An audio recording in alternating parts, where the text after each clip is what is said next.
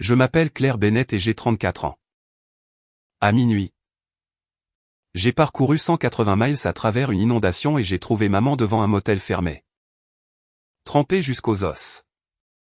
Serrant un sac de courses qui contenait tout ce que mon frère lui avait permis de prendre de sa propre maison. Lui et sa femme avaient vidé ses économies, changé les serrures et l'avaient laissé à côté d'un bureau aux fenêtres recouvertes de contreplaqué pendant que les sirènes d'urgence avertissaient tout le monde de se mettre à l'abri. 6 heures plus tard, les lumières de la police balayaient le porche de maman. Mon frère a franchi la porte, pieds nus, furieux, agissant comme si la maison lui appartenait. Sa femme se tenait derrière lui, enregistrant leur version de l'histoire. « Que as-tu fait » a-t-il dit avec colère. Mes mains tremblaient, mais j'ai gardé une voix égale. J'ai mis fin à la période où le silence de maman te protégeait. Il a cessé de crier quand un officier s'est écarté. Maman portait mon manteau sec. Une marque sombre entourait son poignet. Dans une main, elle tenait la clé qui n'ouvrait plus sa porte. Dans l'autre, elle tenait un document portant une signature qu'elle n'avait jamais écrite. Au lever du soleil, le dernier virement en attente avait été gelé. Mais l'argent déjà parti n'était que la première couche. Ce que nous avons trouvé à l'intérieur de cette maison allait coûter à mon frère sa carrière, sa liberté et le nom de famille qu'il avait utilisé comme bouclier. Avant que je vous dise ce qu'il a dit ensuite et ce qui s'est passé quand maman est finalement rentrée par sa propre porte d'entrée. Dites-moi quelle heure il est là où vous êtes et d'où vous regardez. Je veux voir jusqu'où une histoire sur la rupture du silence familial peut voyager. 6 heures plus tôt, mon téléphone a vibré sur le comptoir de la cuisine. 3 comtés étaient en alerte de crue soudaine. Des sections de l'autoroute inter-État étaient fermées et les équipes de secours demandaient aux gens de rester chez eux. J'ai presque ignoré le numéro inconnu. Puis j'ai répondu et j'ai entendu maman dire mon nom comme si quelqu'un pouvait lui arracher le téléphone. Claire, je suis à un motel. Je ne pense pas qu'il soit ouvert. La pluie martelait l'abri au-dessus d'elle.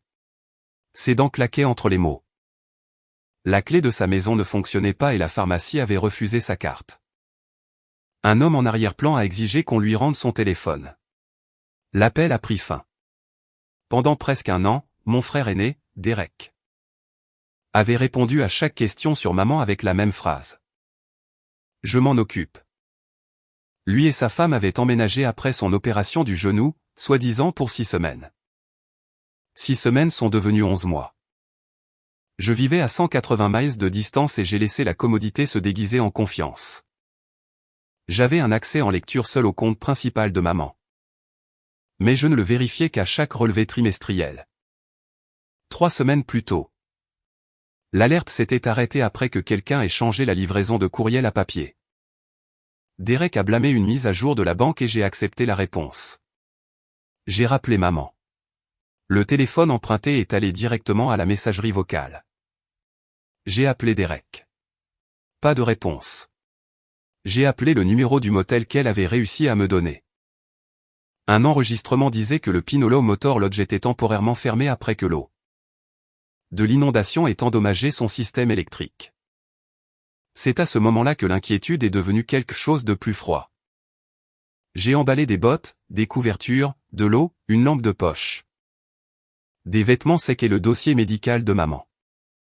À minuit 18, je suis parti. En moins de 20 miles, l'estimation de la navigation a disparu sous les symboles de route fermée. L'autoroute m'a porté pendant la première heure. Mais la pluie a effacé les marquages au sol et les semi-remorques projetaient des murs d'eau sur mon pare-brise. Chaque fois que les essuie-glaces passaient, un souvenir différent apparaissait. Maman appelant en mai pour demander pourquoi sa facture d'électricité avait doublé. Puis riant quand Derek a pris le téléphone et a dit qu'elle avait confondu 2 relevés. Maman chuchotant en juillet que son chéquier avait disparu. Derek envoyant un texto 10 minutes plus tard, elle l'a trouvé dans le congélateur. S'il te plaît, ne la contrarie pas. Maman demandant en septembre si je me souvenais du dossier vert que papa gardait dans le bureau. J'avais changé de sujet parce que j'étais en retard pour une réunion. Ces souvenirs ne sont pas arrivés dans l'ordre. Ils ont frappé comme des débris charriés par l'inondation. Chacun assez petit pour être ignoré au moment où il s'est produit.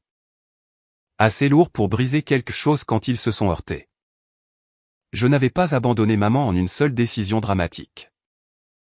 Je l'avais fait en 20 choix raisonnables. À 1:37. Un policier d'État a bloqué l'entrée de l'autoroute devant moi et a dirigé la circulation vers une route de comté sur un terrain plus élevé. Je me suis arrêté dans une station-service sous des lumières d'urgence et j'ai réessayé d'appeler Derek. Cette fois, il a répondu immédiatement. Où est-elle, ai-je demandé. Il a expiré lentement, feignant la patience. Claire? Ne panique pas, maman était confuse et s'est égarée. Nous lui avons réservé une chambre parce qu'elle était agitée. Mais elle a refusé d'entrer. Le motel est fermé. Le silence a duré une demi-seconde de trop. Alors elle vous a donné le mauvais nom. Cela prouve ce que je dis. Pourquoi sa clé ne fonctionne-t-elle pas? Nous avons remplacé une serrure cassée. Je le lui ai dit. Sa voix s'est adoucie. Tu ne devrais pas conduire par ce temps. Fais demi-tour. Vanessa et moi la cherchons. C'était la première fois qu'il prononçait le nom de sa femme. Vanessa, comme si l'ajout d'un autre témoin rendait le mensonge plus sûr. J'ai entendu une télévision derrière lui et le bruit creux de la glace dans un verre. Il ne cherchait pas. Il était assis dans le salon de maman. J'ai sauvegardé son message et ouvert l'application bancaire. Les économies de maman s'élevaient à 247 318 $.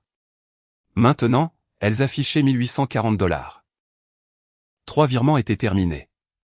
Un quatrième de 61 400 $ serait traité à l'ouverture de la banque. Tous menaient à VDL Home Solutions. Je voulais appeler Derek et exiger une explication.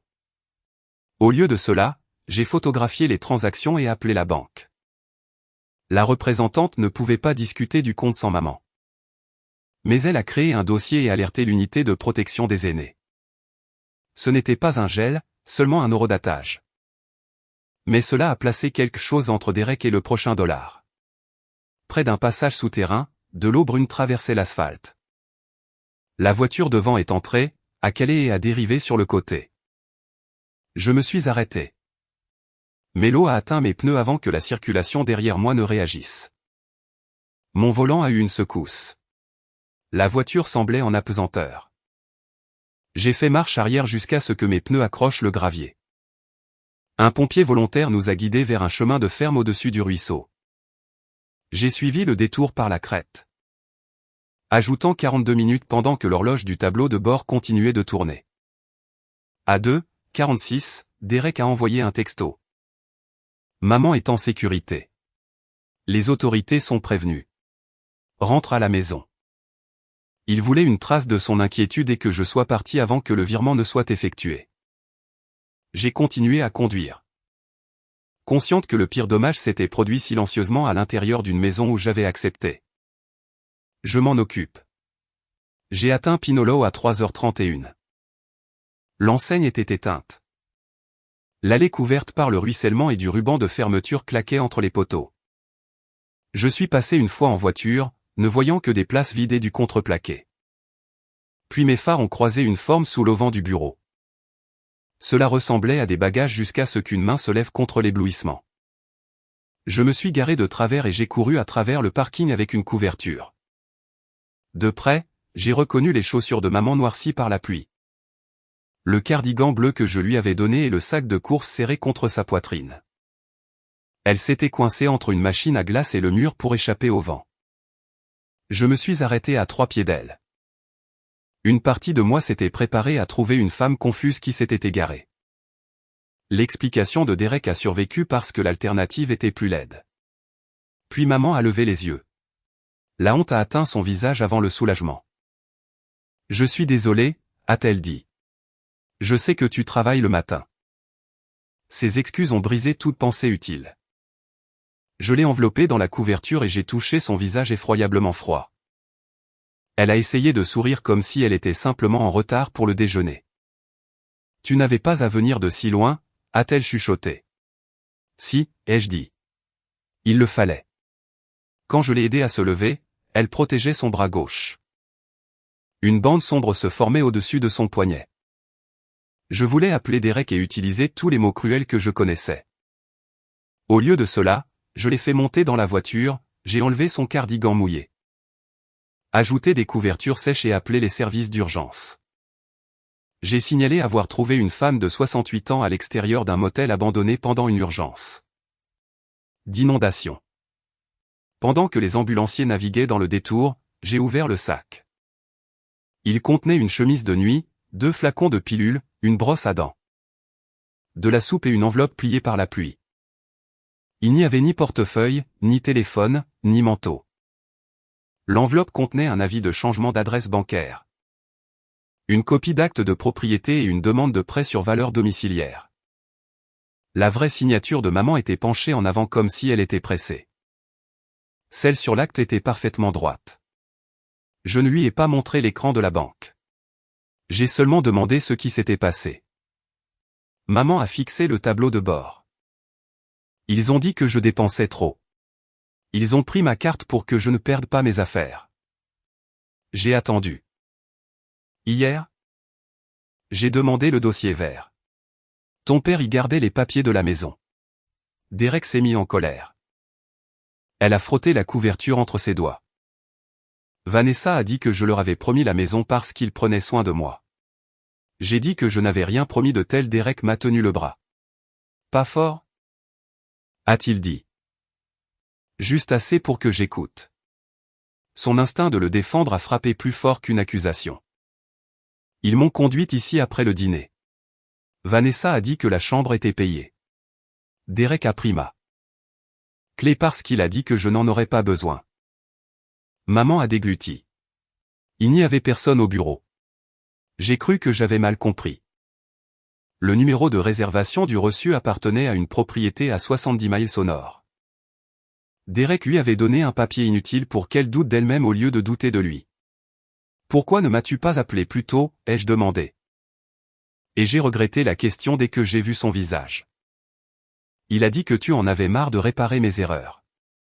Il a dit que tu lui avais demandé de s'occuper de moi. Je n'avais jamais dit ça. Mais j'avais dit que j'étais débordé et je l'avais remercié de s'occuper des choses. Il a construit son mensonge avec les briques que je lui avais données. L'ambulance est arrivée à 3h56. Les ambulanciers ont traité maman pour une légère hypothermie et ont examiné son poignet. Alors qu'il la déplaçait sur un brancard, elle a attrapé ma manche. S'il te plaît, ne transforme pas ça en une guerre de famille, a-t-elle dit. Peut-être que s'ils rendent l'argent, nous pourrons garder ça privé. J'ai regardé le motel fermé. Le reçu inutile et le sac de courses mouillé contenant la vie réduite d'une femme de 68 ans. Quelle quantité de mal pouvons-nous qualifier d'affaires de famille avant que notre silence ne devienne une partie du problème? J'ai serré sa main. Je n'en ferai pas une guerre, maman. Je vais en faire un dossier. À 4:08 à côté du brancard d'hôpital de maman, j'ai appelé Ruth Keller. L'avocate de la succession de mes parents, dont la carte était dans le dossier médical. Je m'attendais à la messagerie vocale. Elle a répondu à la 4e sonnerie, parfaitement alerte. J'ai envoyé des photographies et lu les montants des virements. Ruth n'a promis aucune détention immédiate, aucune ordonnance du tribunal, ni aucun miracle. Elle a demandé si maman était alerte, si elle comprenait les virements. Si elle avait autorisé un acte de propriété et si elle risquait d'autres pertes avant les heures de bureau. Avec des compresses chaudes autour d'elle, maman a répondu clairement. Elle n'avait rien autorisé. Elle voulait que Derek et Vanessa soient retirés de tous les comptes et voulait que j'agisse. Ruth a dit, il y a 3 ans. Votre mère a signé une procuration financière durable à effet immédiat vous désignant comme son mandataire. Je conserve l'original dans mon dossier inifugé. Derek n'est mentionné nulle part. J'ai aussi une certification spécifique à la banque que votre mère a remplie lorsqu'elle vous a ajouté comme contact d'urgence après son opération. J'avais signé un accusé de réception et j'avais oublié son existence. Maintenant, cette lointaine paperasse devenait le pont entre le soupçon et l'action. Ruth a envoyé les documents signés, la pièce d'identité de maman.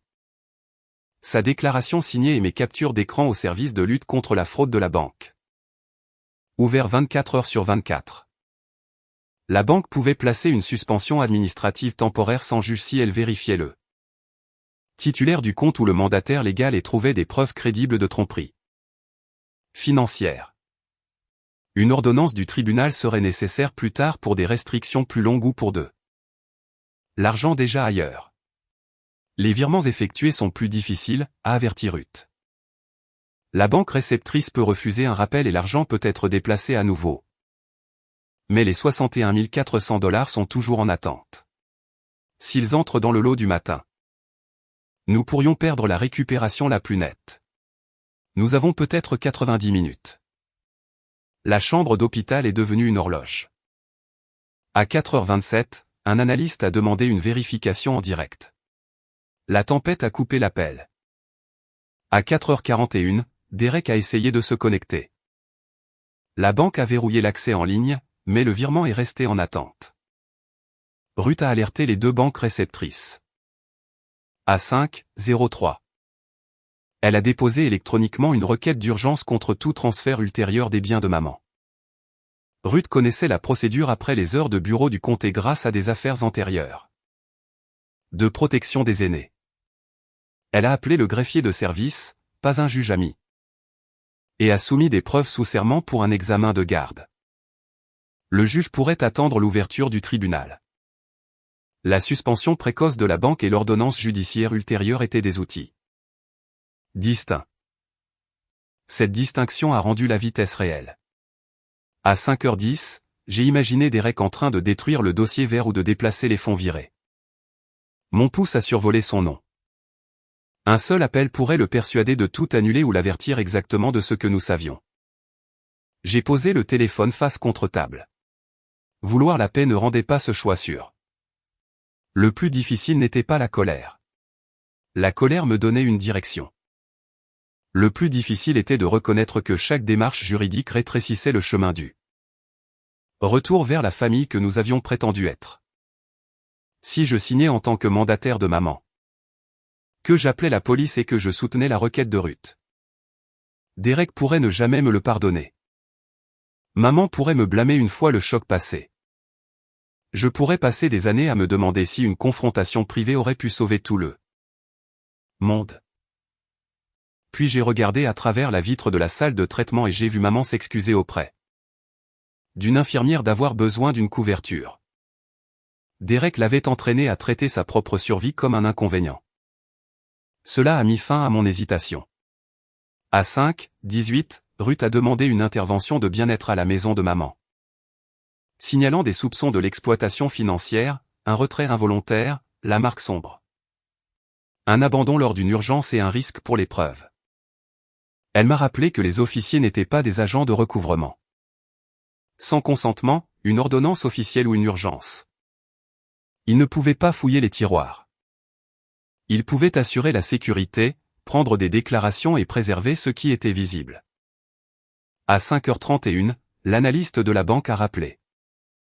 Maman a répété son identité, décrit l'activité non autorisée et a révoqué toute permission que Derek pourrait revendiquer. J'ai parlé en tant que son mandataire en vertu de la procuration.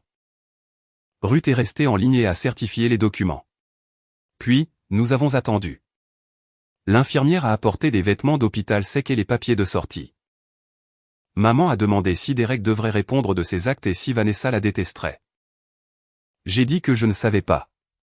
Quand elle a demandé si je les détestais, ma réponse n'est pas venue. À 5h47, la banque a placé la suspension temporaire. Les 61 400 $ ont été arrêtés 14 minutes avant leur libération. Les virements effectués ont été signalés pour rappel et les comptes récepteurs ont été restreints. Pendant l'examen, l'argent n'était pas de retour en sécurité. Mais la porte s'était fermée avant que le dernier acte de tromperie ne soit passé. À 5h55, la première voiture de patrouille a tourné dans la rue de maman. À 5h58, la seconde est arrivée. Le lever du soleil n'était encore qu'une fine ligne grise derrière la tempête quand j'ai aidé maman à monter dans ma voiture. Ruth est restée sur le haut-parleur. Claire, a-t-elle dit. Ton travail n'est pas de gagner une dispute. Ton travail est de garder ta mère en sécurité. Ne dis que ce que tu peux prouver et laisse le dossier s'étoffer. J'ai conduit vers la maison où j'avais passé 18 ans à apprendre que les problèmes de famille devait rester derrière des portes closes. Cette fois, les portes étaient déjà ouvertes et les lumières de la police se déplaçaient sur les murs. Derek est sorti sur le porche avant que je ne sois complètement garé. Il portait un pantalon de survêtement et pas de chaussures. Et la colère avait dépouillé la voix douce qu'il utilisait au téléphone. « Que as-tu fait » a-t-il dit avec colère. Ma main a tremblé. Je me suis souvenu de lui m'apprenant à faire du vélo. Courant à côté de moi jusqu'à ce que j'arrête de regarder en arrière. Les souvenirs affectueux ne disparaissent pas quand quelqu'un devient dangereux. Ils rendent le danger plus difficile à nommer. Je suis sorti. J'ai mis fin à la période où le silence de maman te protégeait. Vanessa est apparue dans la robe de chambre crème de maman, en train de filmer. Nous nous sommes occupés de cette femme pendant que Claire venait 2 fois par an, a-t-elle dit. Sa voix se brisant pour la caméra. Maintenant, elle nous traite comme des criminels. Un officier s'est placé entre Derek et l'allée. Quand maman est sortie avec mon manteau, l'expression de Derek a changé. Il ne s'attendait pas à ce qu'elle revienne avant d'avoir préparé sa version. Maman, a-t-il dit, instantanément plus doux. Dieu merci. Nous étions terrifiés. Tu es parti du motel avant que nous puissions t'enregistrer. Maman a brandi le reçu inutile. L'endroit était fermé. Il y a eu une évacuation pour inondation. Nous ne pouvions pas contrôler ça. Derek a regardé l'officier. Elle est confuse ces derniers temps. Nous organisions des soins temporaires parce qu'elle n'est pas en sécurité seule. Vanessa a descendu une marche les 2 paumes ouvertes. Entre, maman. Tu es gelée. Arrêtons ce spectacle. Elle a tendu la main vers le coude de maman, le même bras avec la marque sombre. J'ai attrapé son poignet avant qu'elle ne la touche. Vanessa a eu un hoquet de surprise. Derek a bondi. Et les 2 officiers ont réagi. Pendant 2 secondes, j'ai senti le pouce sous mes doigts et j'ai voulu qu'elle ait peur. Cela m'a presque autant effrayé qu'elle. Claire. La voix de Ruth est venue de mon téléphone sur le toit de la voiture. Lâche maintenant.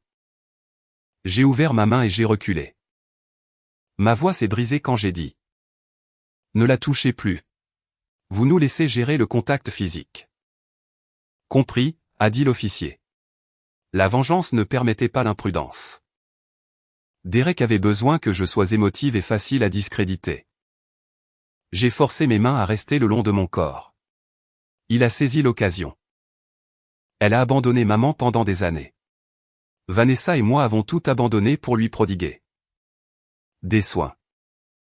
Alors montrez-leur les dépenses de soins, ai-je dit. Je n'ai pas de compte à te rendre. Sa mâchoire s'est crispée. Maman a accepté de nous dédommager. Pourquoi, ai-je demandé.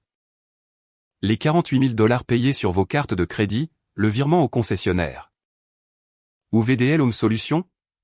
La société enregistrée à la boîte postale de Vanessa. Le téléphone de Vanessa a baissé d'1 pouce. C'était le premier détail qu'il ne s'attendait pas à ce que je sache. Derek s'est tourné vers maman. Dis-leur. Tu as dit que la maison devait rester dans la famille. Tu as dit que nous méritions la sécurité après tout ce que nous avons fait. Les épaules de maman se sont courbées vers l'intérieur. Son vieux réflexe était de calmer la personne la plus bruyante et d'absorber le blâme. Derek l'a vu et s'est rapproché. Maman? Claire essaie de faire détruire la vie de ton fils. C'est ce que tu veux? Après la mort de papa. Qui était là?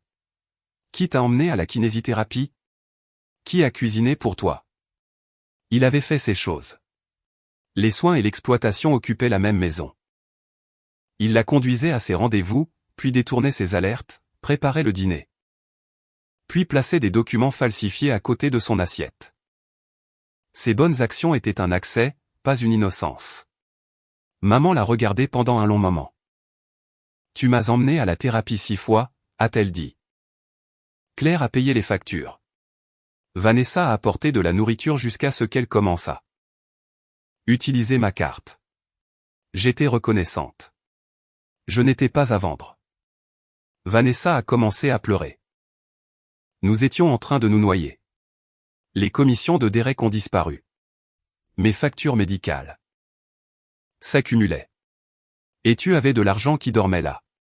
Nous allions le remplacer après la clôture du prêt immobilier. Derek s'est retourné brusquement vers elle. Arrête de parler. La caméra corporelle de l'officier leur faisait face. Vanessa a semblé s'en souvenir trop tard. Prêt immobilier, a demandé l'officier. Derek s'est vite repris. Planification familiale privée. Aucun acte illégal. Maman a tendu à l'autre officier la copie de l'acte de propriété. Ce n'est pas ma signature. Puis elle lui a montré son poignet. Mon fils m'a retenu ici quand j'ai demandé mes papiers. Sa femme a fait le sac. Ils m'ont emmené. Et ont pris ma clé. Les officiers les ont séparés et leur ont lu leurs droits. Derek a demandé un avocat. Vanessa a continué à parler, d'abord en prétendant le consentement.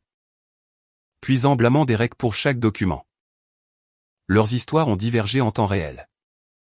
Maman a consenti à l'entrée dans ses espaces de vie communs. Pas à une fouille de la chambre privée du couple. La distinction nous a ralentis. Un cas propre durerait plus longtemps qu'un raccourci spectaculaire.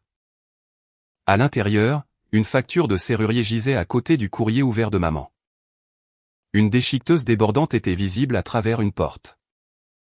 Un officier m'a empêché de la toucher. A photographié la scène et a appelé un enquêteur financier pour une ordonnance officielle. Vanessa s'est précipitée vers un ordinateur portable ouvert sur les services bancaires en ligne. Mais un officier l'a bloqué. Personne ne l'a encore fouillé. La scène a été sécurisée pour l'enquêteur. Derek se tenait sous la pluie à côté du porche, essayant une stratégie différente. Claire, s'il te plaît. Renvoie-les. Nous allons annuler le virement. Nous déménagerons. Maman n'a jamais à connaître les détails.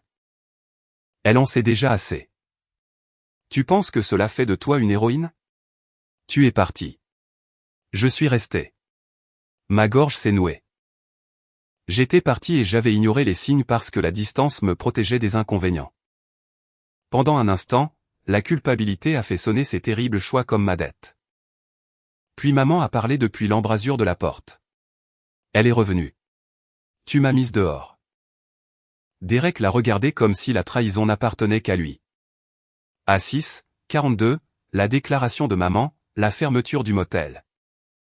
L'appel contradictoire de Derek et la marque sombre ont soutenu sa mise en détention pour suspicion de comportement inacceptable et de mise en danger d'autrui. Les plaintes financières nécessitaient des dossiers et des ordonnances légales. Ce matin-là, la police a agi sur le préjudice qu'elle pouvait documenter. Alors qu'un officier le plaçait dans la voiture de patrouille. Derek a regardé Vanessa à travers la vitre mouillée. Elle ne s'est pas approchée. Elle était déjà au téléphone avec son propre avocat. Après une audience vidéo à 9:30, le juge a interdit à Derek et Vanessa de transférer ou de retirer les biens de maman et a interdit tout contact. L'après-midi suivant, une ordonnance judiciaire distincte a permis aux détectives de saisir les appareils, le contenu de la déchiqueteuse et les dossiers financiers. Quand la maison fut enfin silencieuse, maman a posé la clé inutile sur la table de la cuisine. Le serrurier est arrivé et a restauré une serrure qui s'ouvrait pour elle. Elle a franchi le seuil lentement. Puis s'est agrippée au dossier d'une chaise quand elle a vu le dossier vert de papa découpé sur le sol. Elle n'a pas pleuré. Elle m'a regardé et a dit. Je n'arrêtais pas de me demander ce que j'avais fait pour le rendre si désespéré. Rien, ai-je dit. Son désespoir explique la pression. Il n'excuse pas le choix. Ce matin-là m'a forcé à faire face à une question que j'avais évitée pendant des années. Quand la famille qualifie les conséquences de cruauté. Protégeons-nous l'amour ou la personne qui profite de notre peur? La réponse n'est pas arrivée en une seule explosion satisfaisante. Elle est arrivée par le biais de déclarations, d'assignations, d'audiences et de sacs de preuves. Dans la vraie vie, la vengeance ressemble rarement à un discours parfait. Elle ressemble à une patience assez forte pour survivre à la paperasse. Pendant les 3 premiers jours, les banques ont retracé l'argent. Les 61 400 $ en attente ne sont jamais partis et 112 000 $ encore sur le compte VDL ont été restitués. Après examen. Le reste avait payé les cartes de Derek, un acompte pour un VUS de luxe, des impôts, de l'électronique et des retraits d'espèces. L'argent déjà dépensé ne pouvait pas simplement être annulé. Alors Ruth l'a ajouté à la plainte civile. Les dommages plus profonds sont apparus par étapes. L'acte de propriété avait été notarié à distance avec une fausse image d'identité et créée sur l'ordinateur portable de Vanessa. Une vidéo supprimée montrait Derek cachant les pages pendant que maman signait. Dans l'audio, elle demandait s'il s'agissait d'un formulaire de pharmacie. Il a dit oui. Il a utilisé le faux acte pour demander une ligne de crédit sur valeur domiciliaire de 140 000 $. Une discordance de titres a retardé le financement. Si maman était restée dehors jusqu'au matin, Derek prévoyait de corriger la demande à l'ouverture. L'inondation n'avait pas causé son méfait. Elle lui avait donné une date limite. 2 semaines après sa détention. Les procureurs ont ajouté des plaintes officielles alléguant l'abus de confiance, la falsification de documents, l'usurpation d'identité, la planification du stratagème et la tentative de charge frauduleuse sur un bien immobilier. Vanessa a été accusée en tant que participante, pas en tant que spectatrice. Ses messages à Derek étaient directs. Mets-la quelque part pendant une semaine. Une fois le prêt approuvé, Claire pourra se plaindre autant qu'elle veut. Un autre disait, utilise la pluie. Dis qu'elle s'est égarée. Ses larmes sur le porche n'étaient pas de la honte. Elles étaient une stratégie qui échouait en public. Le tribunal a annulé le faux dépôt et a confirmé le titre de propriété de maman. Derek et Vanessa avaient vendu leur propre maison avant d'emménager sans loyer. Donc l'ordonnance de protection les a laissés emprunter de l'argent pour un motel. Puis louer au-dessus d'un magasin de pièces automobiles. Le VUS a été repris parce que son acompte était un produit contesté. Une photo de preuve montrait Derek le regardant partir tandis que Vanessa se tenait à côté de bacs en plastique. Là, la vie s'effondrait en une seule image sur le trottoir. Derek était un agent de prêt senior qui a utilisé ses connaissances professionnelles pour structurer les virements et faire paraître le faux acte de propriété normal. L'audit de son employeur a révélé qu'il avait utilisé un système de fournisseur pour créer une fausse lettre de revenus. Il a été suspendu, licencié pour violation des règles d'intégrité financière, retiré du site de l'entreprise et signalé au régulateur. Il a ensuite rendu sa licence de prêt. La carrière qui lui a appris à cacher ses actes a aidé à prouver son intention. Lors de l'audience préliminaire, Ruth a affiché le message de Vanessa sur l'utilisation de la pluie. Sa mère l'a lu, s'est levée pendant la suspension de séance et est passée sans parler. Sa sœur a ensuite donné au détective une discussion de groupe dans laquelle Vanessa se vantait qu'il posséderait la maison de maman avant Noël. Des amis ont supprimé les collectes de fonds pour sa défense. Je n'ai rien divulgué et n'ai contacté personne. Les archives publiques et ses paroles ont fait le travail. L'humiliation produite par les preuves est plus difficile à fuir.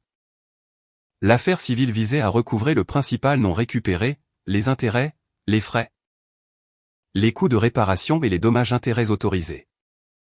L'avocat de Derek l'a qualifiée de ruineuse. Ruth a dit que la ruine n'était pas la mesure. La restitution l'était. Nous évaluions le prix de la souffrance qu'ils avaient transférée à maman. Au 2e mois. La médiation a échoué lorsque Derek a encore qualifié ses actes de compensation pour les soins prodigués. Maman a demandé, quel était le taux horaire pour me laisser sous la pluie. Il n'a pas eu de réponse. Elle a mis fin à la séance. Au 4e mois, un comptable judiciaire a séparé les fonds récupérés de la perte réelle. Avec les intérêts, les frais médicaux et immobiliers, et les honoraires. Leur exposition dépassait 300 000 $. La précision a rendu le nombre plus dévastateur que l'exagération. 8 mois après l'inondation. Derek a admis une tromperie financière majeure et la falsification de documents plutôt que d'affronter la vidéo au procès. Le juge a imposé une peine de 3 ans. Dont 18 mois à purger dans un établissement d'État et le reste sous surveillance intensive. Plus la restitution et l'interdiction de gérer les finances d'une autre personne. Son casier judiciaire grave et permanent et sa licence rendue ont mis fin à tout retour réaliste. Dans le secteur bancaire. Vanessa a accepté la responsabilité de sa participation et de sa tentative d'exploitation financière.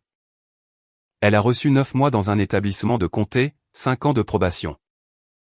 Un service communautaire obligatoire sans rapport avec les adultes vulnérables et la responsabilité conjointe de la restitution. Le tribunal a rendu un jugement civil pour la perte restante, les intérêts et les frais, autorisant la saisie future sur salaire et les privilèges sur les biens non exemptés. Il ne rembourserait pas tout rapidement. Cela faisait partie de la conséquence. La dette les retrouverait à chaque augmentation. Remboursement et actifs qu'ils essaieraient de construire. Lors de la détermination de la peine, Derek s'est tourné vers maman et a dit qu'il n'avait voulu que la stabilité. Le procureur a joué 20 secondes de l'appel du motel. La pluie martelant le métal. Maman demandant à un étranger si elle pouvait emprunter son téléphone. Sa voix tremblant quand elle a dit mon nom. Derek a baissé les yeux avant la fin de l'enregistrement. Je m'attendais à ce que la victoire soit chaude. Elle était silencieuse. J'étais soulagé que la loi ait cru maman. Et que le charme de Derek se soit heurté à un dossier qu'il ne pouvait pas réviser. Mais je pleurais le frère du souvenir du vélo. La responsabilité n'effaçait pas l'amour. Elle retirait l'amour de la barre des témoins. Maman a aussi payé un prix. Elle a perdu le fils qu'elle pensait connaître et a enduré que des étrangers examinent ses capacités. Pendant des mois. Elle a dormi avec la lumière du couloir allumée et a vérifié la serrure 3 fois. Une vengeance qui ignore le rétablissement de la victime est une autre performance. Donc, la punition n'est pas devenue le centre de sa vie. Maman a placé la maison dans une fiducie révocable, a nommé un co-fiduciaire professionnel.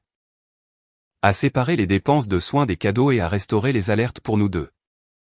Je lui rendais visite un week-end sur 2 et j'appelais les mercredis parce que la distance était devenue l'outil de Derek une fois. Et je ne la lui prêterai plus. Un conseiller a aidé maman à décrire ce qui s'était passé sans s'excuser. Le pardon n'était pas le premier objectif. Un après-midi, environ 1 an après l'inondation, le bureau du shérif a rendu le dossier vers après la clôture des procédures judiciaires. Les bords étaient déchirés.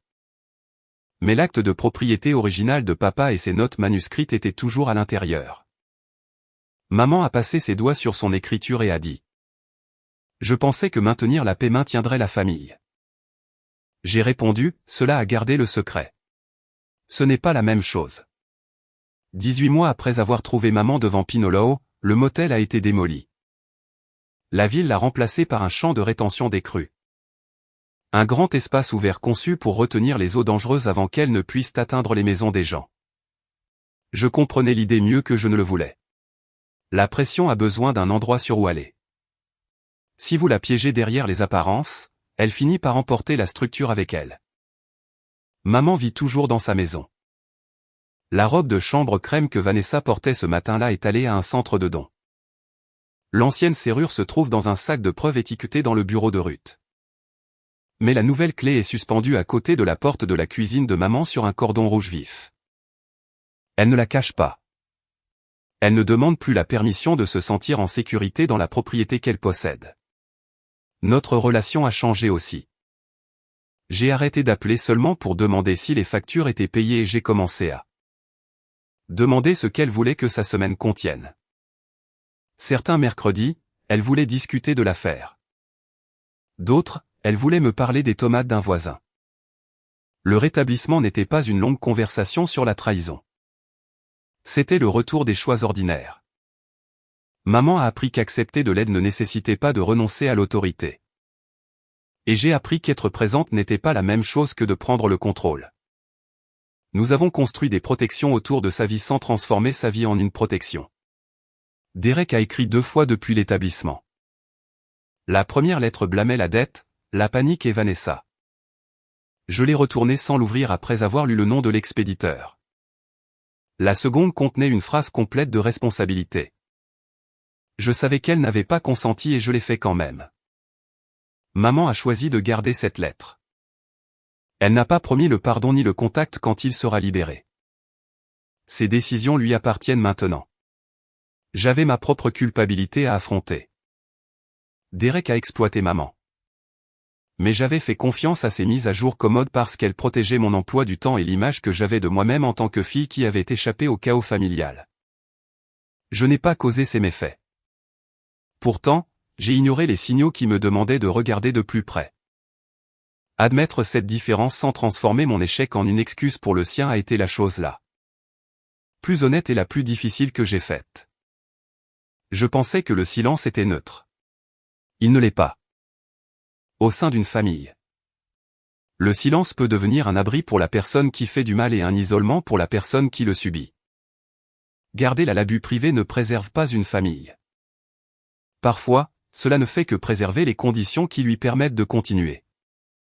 L'inondation s'est retirée en 2 jours. L'affaire financière a pris des mois. La confiance de maman prendra plus de temps. Mais la nuit où j'ai parcouru 180 miles m'a appris ceci. Vous n'avez pas à détruire quelqu'un pour l'arrêter. Vous documentez. Vous tracez la limite et vous laissez les conséquences porter le poids qu'ils ont choisi. Alors dites-moi honnêtement. Si votre propre frère ou sœur laissait votre parent dehors sous une inondation, vidait son compte? Puis appelait cela des soins, et essaieriez-vous encore de régler cela en privé? Ou remettriez-vous chaque dossier aux autorités en sachant que cela pourrait signifier qu'ils doivent répondre de leurs actes? Je lirai vos réponses. Merci de faire partie de l'histoire officielle avec nous. Tous les événements et situations sont inventés à des fins de divertissement, de réflexion et d'éducation. Nous espérons que cela vous rappelle que toute personne qui demande une autre chance ne l'a pas méritée. Une chance sans responsabilité peut devenir simplement une autre invitation à rouvrir la même blessure.